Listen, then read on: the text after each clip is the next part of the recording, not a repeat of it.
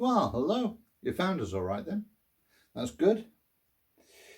We've had a really busy week here. I'm Peter Fox, of course, at St Edward's Castle Donington, and we've had quite a busy time recently. Sometimes I actually wonder how I ever found time for work. How did I ever find time for work before I retired? Because in some ways we clergy were odd because we don't really retire in the way other people do. I mean, you don't stop being a priest or a bishop just because you're retired, you just lose all the boring bits. Get the interesting parts of being a parson. I mean, talking to you, for instance, doesn't really feel like work at all. We had a good time. A couple of weeks ago, back at Castle Donington, we had a confirmation, which was wonderful. It was a really happy occasion. We had, let me see now, there's James and Amelia, and there was JP, and there was Valerie, and they were all being confirmed. JP was being baptized, which is quite something, having 4 more people joining our Christian family like that. Really big occasion, and it was nice that despite the fact that I'm retired, I was the bishop that got to take that service and to confirm those people. And what a fantastic thing. All part of being the family, of course. We've got a very interesting concept of being family. I mean, there's the family that you live with and the family that your own little family.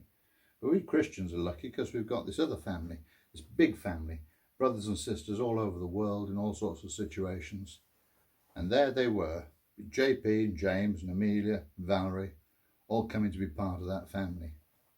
It's a family that's been together now for best part of 2,000 years. And there we all were. It wasn't quite the ordinary sort of confirmation, of course. We had to take certain precautions, in view of where we are. It was all face masks and hand sanitizer and all that sort of stuff. But we still managed it. It was still a wonderful occasion. You see, it takes a lot more than a global pandemic to stop us. I mean, we keep going anyway. In the past, we've been crucified and we've been stoned and we've been imprisoned and we've been fed to wild animals in the arena. Didn't stop us. The sort of thing that my friends were doing a few Sundays ago, Castle Donington, that's been going on right the way through it, even at times when we were persecuted, at times when it was dangerous to be a Christian. I mean, after all, we light candles on the altar, don't we? I mean, what's that all about? It's just really a reminder that there was a time when we couldn't meet openly in a nice building on the edge of the village. We had to meet secretly in the dark. We needed the candles to see what we were reading. That's the Christian church. It's a family. It's sometimes a better family than others. We don't always get it right. I mean, there have been times in the past when we didn't say enough at the right time about all kinds of things that Jesus would never have approved of. I mean, Jesus would never have approved of slavery. For a long time, we just kept quiet about it. Jesus would never have approved of burning all the people that disagreed with us or all those terrible things that happened in the Reformation. But despite the fact that we get it wrong so often, we carry on being a family. We have disagreements. I mean, sometimes we argue for centuries, it might seem, about things that to other people might seem quite trivial. But then that's what families are like, isn't it? Families do get it wrong sometimes, and families do squabble over trivial things. But when push comes to shove, at the end of the day, we're still family. And we let anybody in. I mean, we've got people amongst us who are just like the people outside. People who are bigoted, people who are narrow-minded.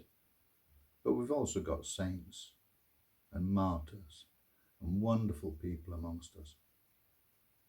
So that's what being the Christian family is about. We don't always get it right. In fact, sometimes we get it desperately wrong. But hey, we keep on picking ourselves up, We keep on trying. We just go on trying in our own ham-fisted human way, trying to do what Jesus would want us to do, trying, however imperfectly, to be more like him. So that's who we are. And we've been here for 2,000 years. And if necessary, we'll be here for another 2,000 or 3,000 or 4,000, however long it takes. Nothing will stop us being imperfectly family.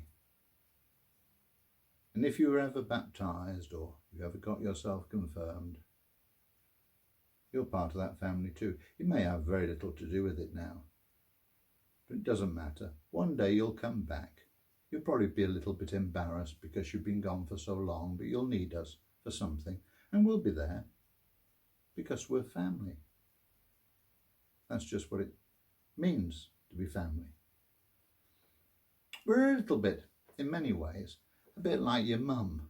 You know how you feel guilty because you don't ring home very often, and she wishes you would, and you don't even remember to write. But then you turn up one day and you walk through the door, and guess what? She says, "How nice it is to see you, and would you like a cup of tea?" That's who we are. You can go away for a long, long time, but you're still ours. You're still our family. And it's so nice to see you again. So God bless.